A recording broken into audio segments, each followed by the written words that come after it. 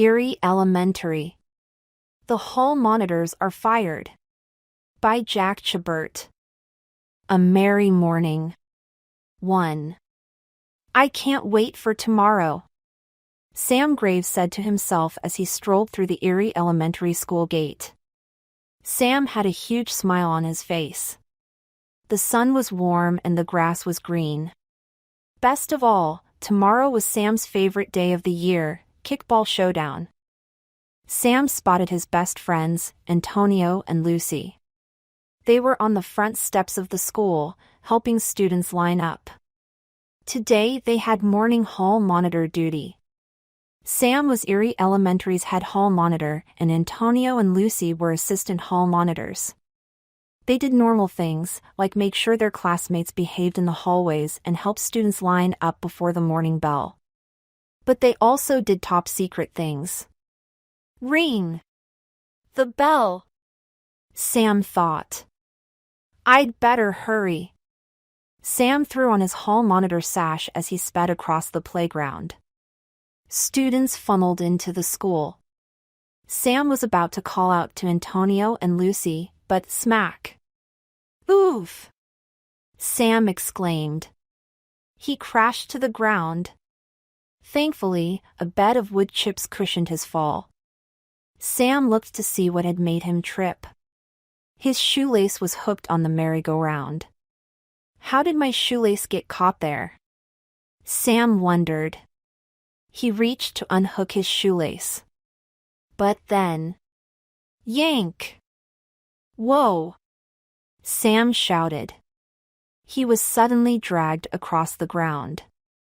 The rusty merry-go-round was turning. All by itself. With every squeak, it jerked Sam roughly across the dry wood chips. Sam's heart pounded. He hadn't tripped the merry-go-round, had grabbed his shoelace. This was the work of Orson Eerie. Sam was one of the few people who knew the truth about Eerie Elementary. The school was alive. Nearly 100 years ago, a mad scientist named Orson Eerie found a way to live forever. He became the school. Orson Eerie was the school, and the school was Orson Eerie. Eerie Elementary was a living, breathing thing that fed on students. And hall monitor Sam Graves was the protector of its students and teachers. Glancing up, Sam saw his third-grade teacher, Ms. Grinker, in the school doorway. Maybe I can get her attention, Sam thought. He tried to call her name, but he was spinning too fast to get the words out. He scraped and tore at the wood chips, but it was useless. The merry-go-round wasn't slowing down. Ms. Grinker stepped inside. The door shut. Now I'm alone out here, Sam thought. Alone with a monstrous merry-go-round. Squeak! Screech! Squeal! The rickety, rusty merry-go-round spun like a top. Sam clawed at the wood chips, but the speed caused him to be lifted off the ground. His arms waved about wildly. He felt the wind in his hair as he spun faster and faster. Oh no! Sam gasped. At any moment, the merry-go-round would release him and he'd go flying. Running late. 2. Sam's heart slammed in his chest. The merry-go-round spun and spun. The speed plus the force made Sam's sneaker squeeze his foot tighter and tighter. He shouted, "Someone help!" But the playground was empty. Sam's mind raced. I'm going to be thrown from this thing. I can't stop it. But then... Clank-ca clank. The rusty merry-go-round shuddered and slowed. Sam crashed into the wood chips. His shoelace was released. He staggered to his feet. He had never been dizzier. The school could have hurled me, Sam thought. But it didn't. The school has never let me go without a fight before. Sam was confused, but he was also late. He raced toward the school. He bounded up the steps and hurried inside. Sam Graves! Ms. Grinker barked as he ran into the classroom. "You're late. Our head hall monitor should never be tardy." Sam felt his face grow red. Everyone was staring. A few students chuckled. "I'm sorry," Sam said quickly. He made his way to his desk, next to Antonio and Lucy. "Hey, buddy. You're never late," Antonio whispered. Lucy added, "What happened?" Sam was about to explain, but Ms. Grinker shot him a look. "Students, a reminder," said Ms. Grinker. "Tomorrow is the annual kickball showdown. As always, the game will have 5 innings. 2 teams will take turns kicking and fielding. The team that scores the most runs wins." The class began buzzing. Everyone loved Kickball Showdown. Ms. Grinker continued, "Our class will compete against Ms. Armstrong's 3rd grade class. The entire school will watch from the bleachers." "I am pumped," Antonio whispered to Sam. "I have been practicing my diving face-first slide. I'm going to steal a base."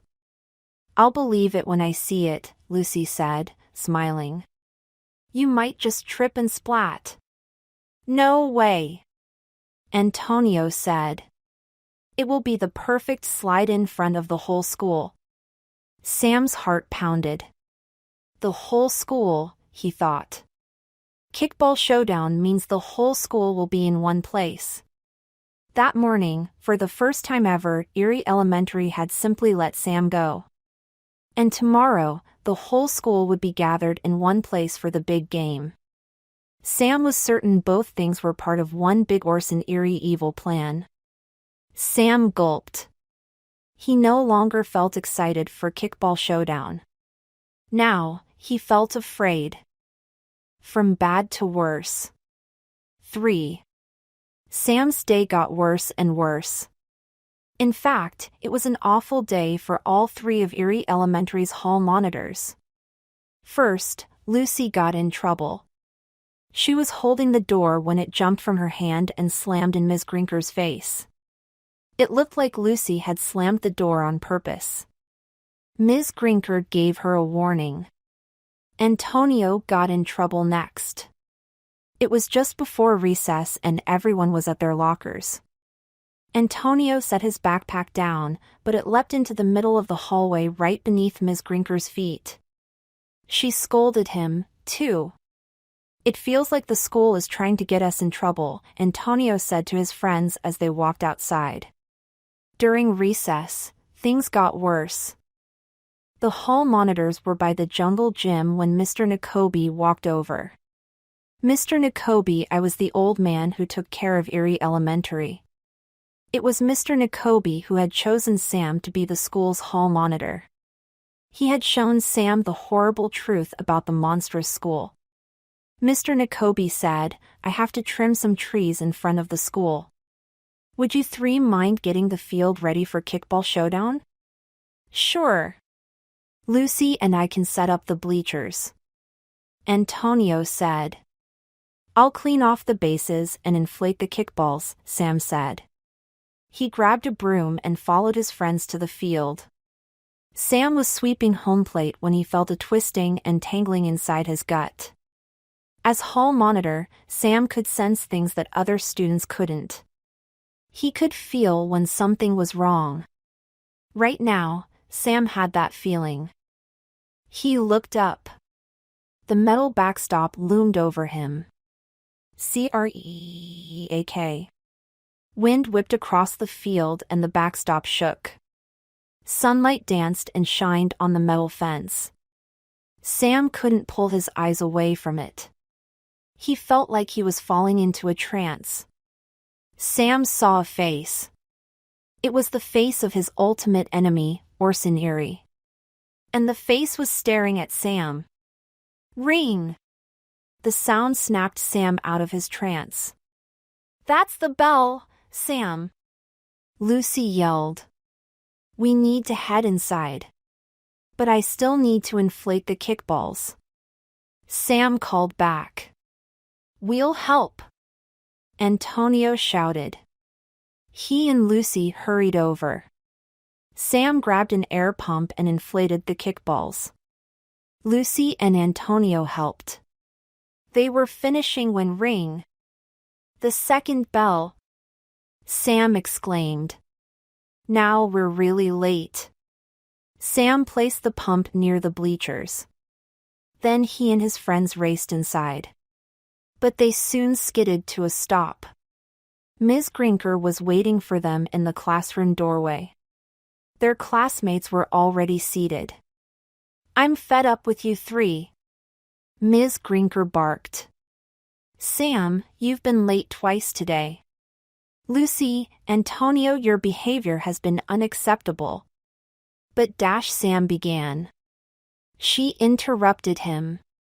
As punishment, you will all stay after school today. You will scrape the gum from beneath every classroom desk. Sam's classmates said, woohoo. Ms. Grinker glared at Sam, Antonio, and Lucy. You'd better shape up or you won't be hall monitors much longer. Spooky scrubbing. 4. School was over and the messy job of scraping gum had begun. Ms. Grinker was at her desk grading papers. She looked up every few moments, keeping an eye on the 3 students. Sam was on his back, staring up at a desk. Dozens of hard, dried bubble gum blobs dotted the desk's bottom. Gross, he muttered. Antonio and Lucy were underneath desks, too. Who chewed all this gum? Antonio whispered. Not me, Lucy replied. They each used a wooden ruler to chip away at the bright neon-colored gum. Flaky bits of dried gum sprinkled down onto their faces. Ms. Grinker stood. I am heading to the teacher's lounge. When I return, every desk had better be gum-free. Ms. Grinker shut the door. Instantly, Sam's gut felt tight. It was the same feeling he'd had earlier. Clatter! Clatter! Clatter! Sam! Your desk! Lucy said. The desk above Sam was shaking. The metal feet rattled. It was practically jumping. And then... clank! Zoom! The desk leapt into the air. Sam rolled out of the way just before. The desk crashed to the floor. Lucy and Antonio scrambled out from beneath their desks. Stay calm, Antonio said. Easy for you to say, Sam replied. It was my desk that did a backflip. Wait, what's that? Asked Lucy. The friends inched toward the overturned desk. A purple blob of gum was bubbling on the bottom of the desk. It seemed to be growing bigger and bigger. Then whoosh! A lump of wet gum whipped past Sam's face. He whirled around. Chunks of gum were flying across the room. It was like invisible hands were throwing them. Hundreds of globs of gum started joining together. A massive, monstrous ball of gum was forming. What's happening? Lucy asked. Whatever it is, I don't want to be here for it. Antonio said. Follow me. Sam sped toward the door. But suddenly, a gummy tentacle cracked like a whip. Slap! It snapped against Sam's wrist and encircled his arm. The sticky tentacle hurled Sam into a bookshelf. Sam! Lucy cried out. More neon-colored tentacles leapt from the gigantic ball and snaked toward Sam. They yanked him off his feet. The gum has got me! Sam cried. Sam kicked and fought, but he just became more stuck. Orange and pink gums surrounded him. He was sinking into the great gummy beast. Chewed out! 5. The monstrous wad of bubble gum was about to swallow Sam whole. He couldn't wrestle free from the sticky mess. Lucy's eyes bulged. Sam's being gobbled up by a bubble gum monster. Wet strands of bubble gum slithered across Sam's face. The stink of sticky sweetness filled his nostrils. Soon, only bits of Sam were visible. One sneaker jutted out from the huge, colorful ball. Two hands poked through the mess. "We're supposed to chew gum," Antonio said. "Gum isn't supposed to chew us. We have to pull him out," Lucy cried. They dashed toward their friend. Antonio grabbed Sam's hand. Lucy took Sam's foot. They pulled and tugged and Sam tumbled out of the bubble gum monster. The three friends crashed into Ms. Grinker's desk. Glug 00000 who? A wet, monstrous hull filled the room. "It's not over yet," Sam yelled. Lucy's eyes went wide. It looks like the monster is turning into one giant bubblegum bubble. The swelling pink globe was filling the classroom. Desks tumbled over. A bookshelf crashed to the floor. Sam could see the doorway through the bubble, but escape was impossible. "Get behind Ms. Grinker's desk," Sam called out. The friends scrambled over the desk. But the moment their feet hit the ground, the bubble pushed the desk. It pinned them against the board. Ms. Grinker's red pen started rolling away. Antonio and Lucy quickly reached for it and banged heads. "Are you thinking what I'm thinking?" Lucy asked. "Yep," Antonio said. "Pop that bubble." Lucy scooped up the pen and held it like a tiny sword. The bubble grew bigger and came closer. Lucy thrust the pen into the bubble. Pop! It burst! It was the biggest blast of bubble gum in the history of bubble gum blasts. Sticky, gooey mess splattered everywhere. "Yuck!" Lucy exclaimed as she pulled gum from her hair. Slam! The door flew open. Ms. Grinker's eyes bulged as she stared at the strange mess. Gum dripped from the walls. Strings of pink and orange goo hung from the ceiling. Ms. Grinker was furious. Sam wouldn't have been surprised if steam started coming out of her ears. "That's it!" Ms. Grinker roared. "You are done being hall monitors." Handing it over. 6. Bubble gum is everywhere, Ms. Grinker exclaimed in Principal Winnick's office. "I don't know how 3 third graders created such a huge, sticky mess." Sam, Lucy, and Antonio stood before their principal. Ms. Grinker was arguing that they should be fired from their hall monitor jobs. Principal Winnick's mouth was a tight, stern line. Mr. Nicobe was there, too. He had been listening silently, but now he stepped forward. "Principal Winnick," Mr. Nicobe began. "Sam is a very responsible hall monitor. And Lucy and Antonio are the best assistant hall monitors the school has ever had." Ms. Grinker scowled. "Lucy closed a door in my face." "It wasn't my Lucy started," Ms. Grinker interrupted. "And Antonio tripped me." "I didn't dash," Antonio began to say. Ms. Grinker slammed her hands down on Principal Winnick's desk. Being a hall monitor is a very special privilege. Students who get detention, who are tardy, and who cause bubble gum explosions cannot be hall monitors. Principal Winnick stood up. "I agree. You 3 are fired. Sam, please turn in your sash." Sam swallowed. He couldn't believe this was happening. Sam's hand trembled as he pulled the bright orange sash from his backpack. Mr. Nicobe had given him the sash on his first day as hall monitor. It was a symbol of the hall monitor's power. The moment he handed it to Principal Winnick, Sam felt weak.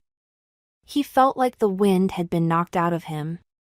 Sam remembered what Mr. Nakobe had told him months earlier. As hall monitor, you have the ability to sense the school, to see and feel and hear what others cannot. Principal Winnick stuffed the sash into a desk drawer. One last thing, he said.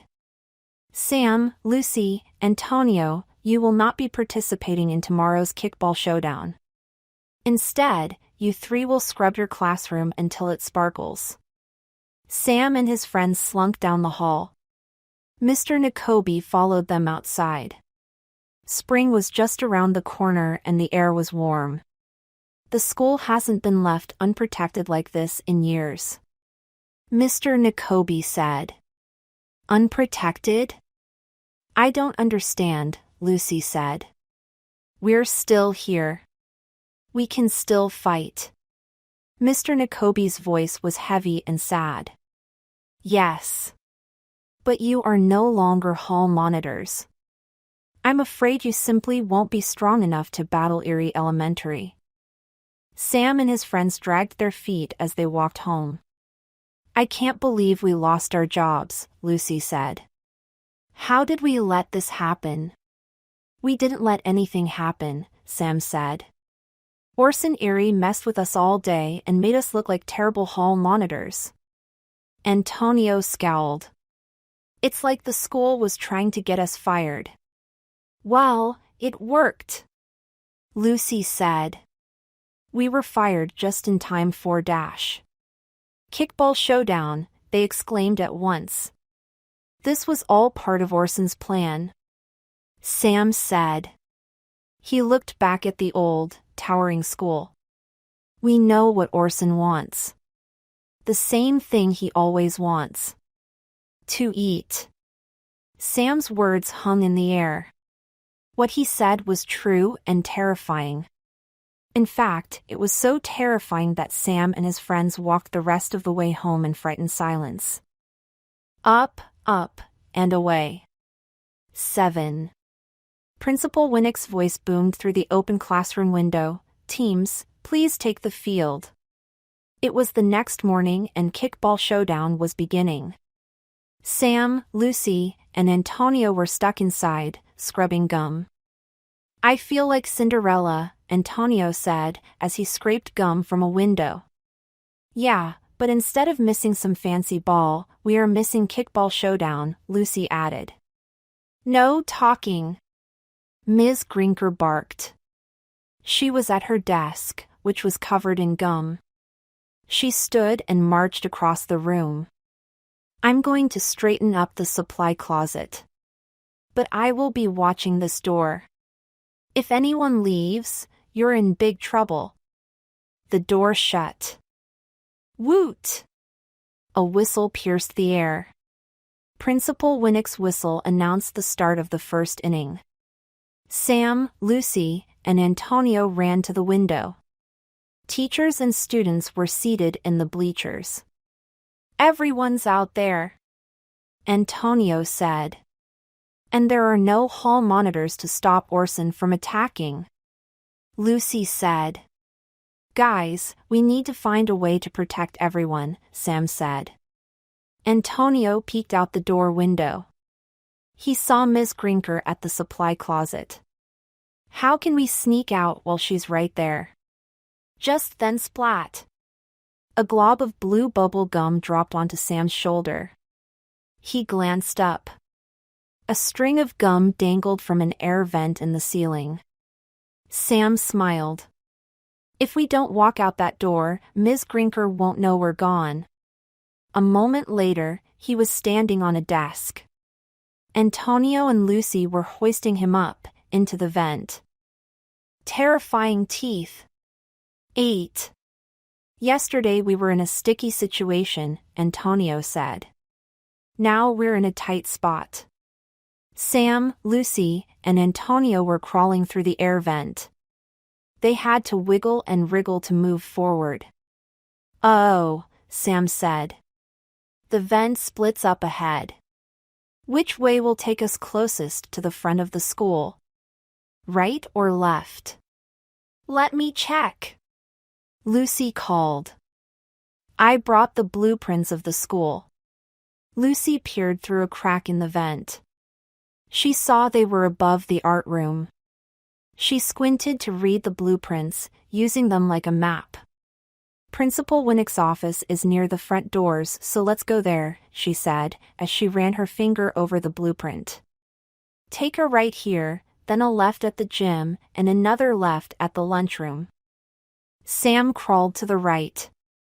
They heard Principal Winnick's voice from outside. The second inning starts now. Oh no! Antonio said.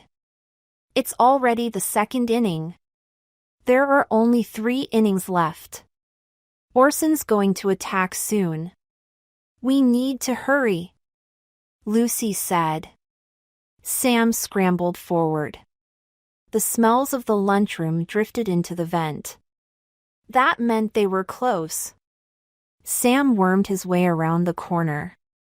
He felt a cool breeze rushing up from an opening. He saw Principal Winnick's desk far below. We're here, Sam said. He tried to gently climb down, but instead crunch. His hand plunged through the vent. He crash-landed on Principal Winnick's desk. Oof, Sam groaned. He blinked and saw Antonio and Lucy peering down at him. Nice landing, Lucy joked. Sam stood. He helped Lucy and Antonio down from the vent. Suddenly, Sam felt like there was something he had to do. He yanked open Principal Winnick's desk drawer. I'm taking this back, he said, and he grabbed the sash. Relief flooded through him. Lucy and Antonio smiled at their friend. Now let's get to the kickball field and stop Orson Eerie, Lucy said. She ran out into the hallway. Antonio followed. But as Sam stepped through the office door, the wood cracked. The door was like a chomping mouth with splintery fangs. Watch out! Antonio yelled. Snap! The door's terrifying teeth bit the sash. Sam held one end and the monstrous mouth had the other. In a jam. 9. The chomping door held the sash in its splintery teeth. I can't get it free, Sam cried. Lucy and Antonio grabbed onto Sam. They pulled hard, but the door had slammed shut like a mousetrap. It wouldn't let go. Orson Eerie really doesn't want you to have your sash back, Lucy cried. Sam glanced at his friends. They knew that without the sash, they wouldn't be strong enough to defeat the school. Sam dug his fingers into the fabric. Everyone, pull, he shouted. They tugged with all their might. A moment later, Sam, Lucy, and Antonio tumbled to the floor. The sash was tattered, but it was still in one piece. Sam leapt to his feet. He looked around, at the walls, at the ceiling, down the long hall. He thrust the sash in the air. Listen up, Orson Eerie, he shouted. You'll never get rid of us. Come on, Lucy yelled, tugging on Sam's sleeve. Orson could strike the game at any moment. Principal Winnick's voice rang out, the third inning starts now. Sam and his friends hurried around the corner. They ran toward the double doors at the end of the hall. But then Sam felt it. Orson Eerie wasn't giving up without a fight. The floor rippled. The walls trembled. Am I crazy? Antonio asked. Or is the hall getting smaller? Sam realized it was true. The hallway was narrowing. The walls were closing in around them. Orson's trying to use the hall to defeat the at-hall monitors? Lucy said. Run! Antonio cried. The floor swayed and shifted as the friends barreled down the hall. Sam glanced upward. The shrinking hall had knocked all the water sprinklers in the ceiling loose. Ice-cold water gushed down. The floor was soaking wet. The friends leaned forward and ran harder. But the doors seemed to be getting farther and farther away. The hallway was lengthening. A-I-E-E. The hallway shrieked as the walls closed around them. Sam's heart raced. We're going to be crushed. Let it slide. 10. Just minutes earlier, the hallway had been normal and wide. But now it was much skinnier and shrinking. Sam felt a locker pressing against his shoulder. If we're crushed by this hallway, I'll never get to show off my cool kickball showdown sliding skills.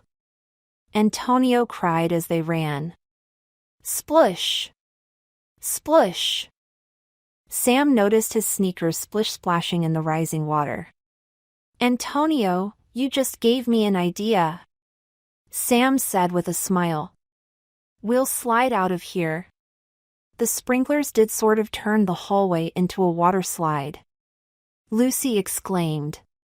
Sam glanced back. The walls were squeezing shut behind them. I'll lead the way, Antonio said. He dove forward and splashed down onto the floor. Sam and Lucy did the same via Zoom. The three friends zipped down the hall. Water rushed up, splashing Sam's face. He held his breath so he wouldn't get water up his nose.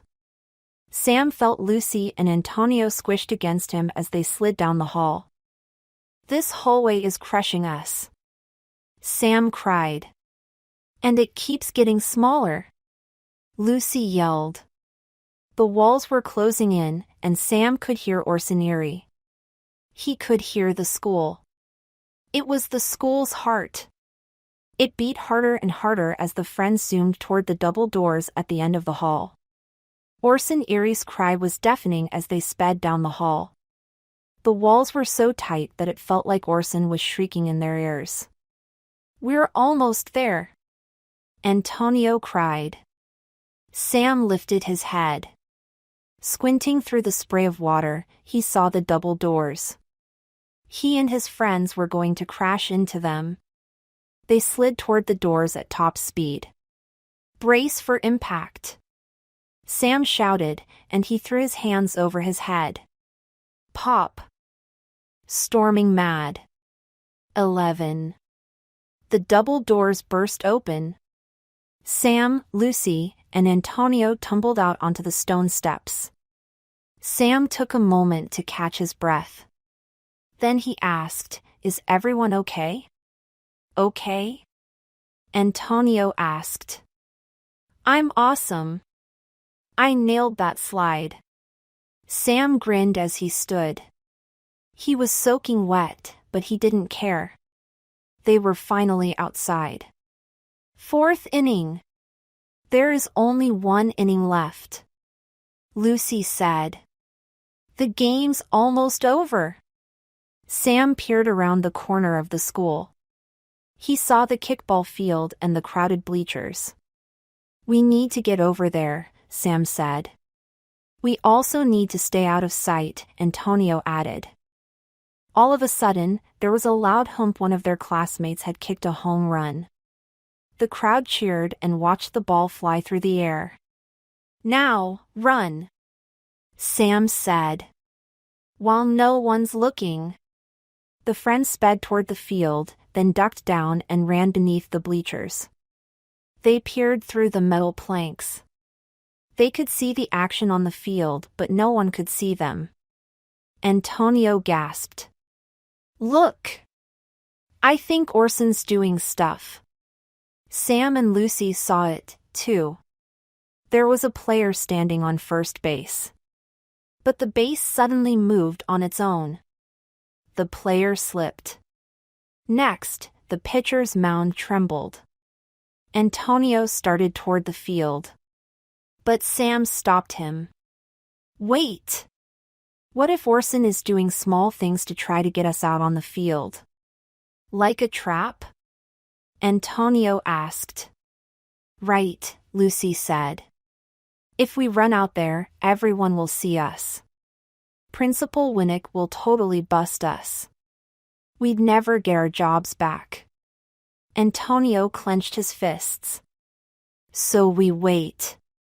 The big attack must still be coming. As Antonio said that, a gust of wind blew across the field. Grass swirled. The backstop rattled. The soft brown dirt of the base paths was lifted into the air.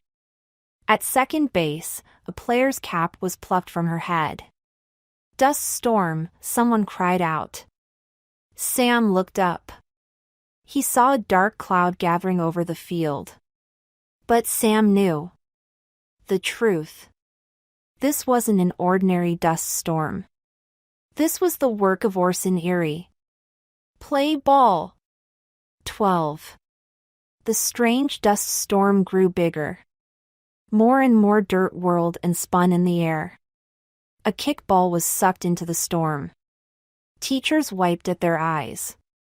Students spit out dirt. This is crazy. Sam cried from beneath the bleachers. We need to do something. Lucy shouted over the wind. Just then, Mr. Nakobe bounded onto the field. Principal Winnick. You must call off the game, he shouted. Yes. Principal Winnick yelled as he shielded himself from the storm. Teachers, please lead your students inside. Dirt pounded the metal backstop like thundering rain. The swirling dirt made it difficult for the teachers to collect their students. From his hiding place, Sam watched kids rush around. He squinted as Mr. Nakobe led the parade of teachers and students off the field and into the school. Phew, Lucy said. It looks like everyone made it inside. Whap!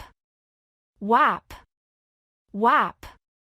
The wind beat across the field. The storm settled above the pitcher's mound. Help! A voice shouted over the wind. Sam saw that one student was still on the field, a kindergartner named Ollie. The dirt was whipping around and Ollie shielded his eyes. The boy couldn't see Sam and his friends. Oh no! Sam said. Ollie was left behind. Lucy rushed out from under the bleachers and sprinted onto the field. Antonio and Sam raced after her. But the instant the friends set foot on the field, the storm zigzagged toward them. Ow! Antonio cried. Dirt is pelting my face. It stings! Lucy said. We need to cover our faces. Sam looked down at the sash. He paused, then quickly took it off and tore it into 3 pieces. Here. Use these like bandanas. Sam yelled as he tied a piece of the sash over his nose and mouth. The storm was so thick that they couldn't see. But the swirling dust calmed for a moment and they saw Ollie was gone. Where did Ollie go? Antonio shouted. Sam looked all around. He must have been scooped up by Orson's dust storm. We need to find him. It's not going to be easy, Lucy said as she pointed at the outfield. Thick clouds of dirt and dust were rolling in and settling over the field. Sam could no longer see the school. Then something small and dark appeared. It had exited the swirling clouds and was coming toward Sam and his friends. The kickball. Ever so slowly, it rolled toward them. Sam held his breath. The kickball should not have been terrifying, but it was. It was terrifying because as it rolled, it changed. It was growing and changing into something horrible. The ball's rubber surface spread and became thin. Hollow black eyes flashed as it spun, and a dark mouth appeared. The dugout dinner. 13. The gigantic, monstrous kickball slowly rolled to a stop. It towered over Sam and his friends. They took a step back. The ball! Antonio stammered. It's a giant head with a face. A chill ran down Sam's spine. It's the face of Orson Eerie. Help, a voice called from the dust cloud. It was Ollie. He was caught in the spinning winds. We have to save him. Lucy shouted. How? Antonio asked. Sam knew the answer. We need to defeat Orson Eerie. Crunch! Crunch! The monstrous ball began rolling forward again. Run! Sam cried. The ground shook as the enormous ball picked up speed and chased after them. We might be safe in the dugout. Lucy shouted and ran that way. Sam and Antonio raced after her. Sam nearly tripped on something. Looking back, he saw the air pump he had left behind the previous morning. The ball rolled over the pump and it was gone. The pump! Sam thought. The ball ate it. Sam could feel the ball nipping at his heels. Any second, Orson Eerie would swallow him and his friends. Lucy slid into the dugout. Sam and Antonio jumped in after her. Crash! The ball slammed into the dugout's roof. The space between the roof and the dugout wall was too narrow for the ball to pass through. The monstrous kickball was just inches from their faces. They felt Orson Eerie's hot breath. The monster was huge and horrible. It chomped and gnawed at the wooden roof. Sam peered into the darkness of its mouth. He saw the air pump. It was broken in two. Orson ate the air pump and chomped it in two. Sam cried. It looks like we're next. A bite to eat. 14. The Orson Eerie kickball chomped and chewed the dugout roof. Then, clonk! Clonk! Clonk! There was a tremendous clattering at Sam's feet. The swirling winds had knocked over a bag of wooden baseball bats. One splintered bat tore a hole in the bag. Lucy exclaimed, "That's it. I have a home run of a plan. Grab those bats.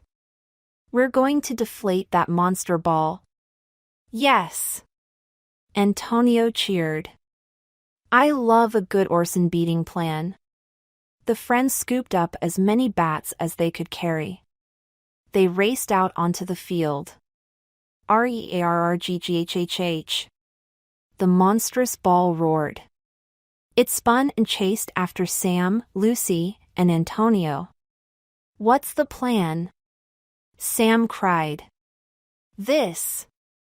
Lucy shouted as she tossed a bat over her shoulder. It hit the grass. Sam glanced behind him. The Orson Eerie ball chomped at the ground as it spat after them. The bat flew up into its mouth along with dirt and grass. The ball's fangs chewed. Wood bits flew. I get it, Sam said. Orson will swallow the bats and chomp them into sharp splinters. They'll shred him up from the inside out, Antonio said. Sam, Lucy, and Antonio raced across the infield. Every few steps, they tossed another bat behind them. Sam heard the bats being gobbled up. The first part of the plan was working. But then... Oh no! Antonio exclaimed. There's nowhere else to run.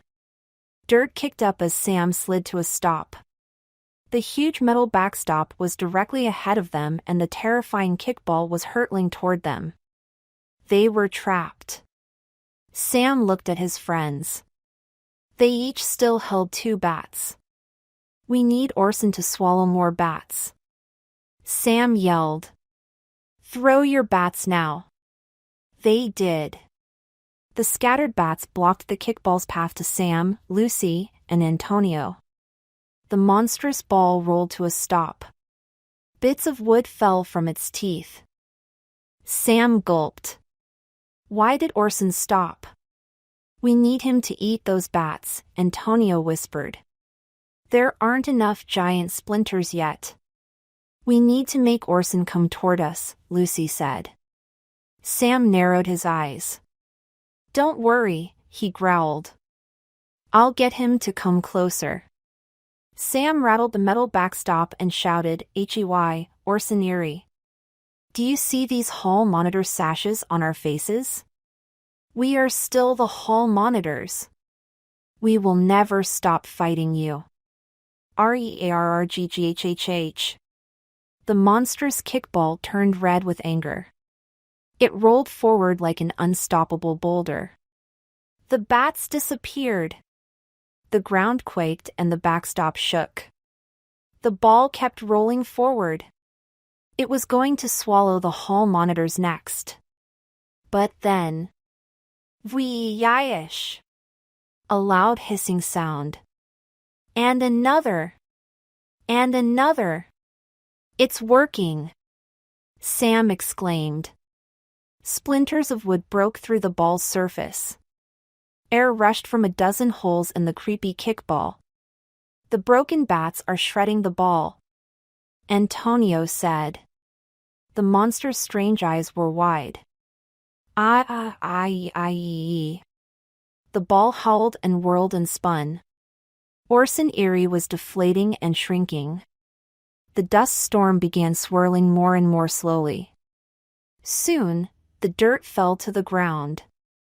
The dark dust cloud was gone. But now the kindergartner was falling. Help! Ollie cried out. Bubble gum cleanup crew. 15. Antonio raced across the field. I've got him, he shouted as he caught Ollie in his outstretched arms. Nice catch, Antonio, Lucy said. Just like chasing pop-ups in the outfield, he replied, setting Ollie on his feet. Sam eyed the kickball. It was back to normal size, but it was torn and deflated. Bits of chewed-up bats lay on the ground beside it. Are you okay? Antonio asked Ollie. Yes, the kindergartner said, nodding. What happened? Where did all that dust come from? I couldn't see anything. Sam and his friends weren't sure how to respond. But they didn't have to. There they are! Ms. Grinker shouted as she ran toward the field. Mr. Nakobe and Principal Winnick sped after her. Other teachers and students gathered on the steps to watch.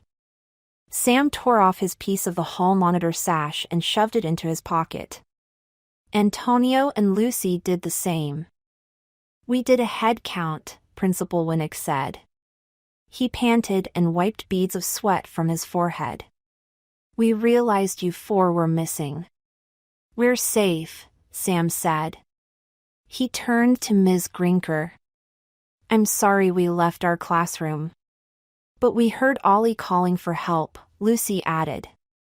And we could never really abandon our hall monitor duties, so we had to help. Antonio said.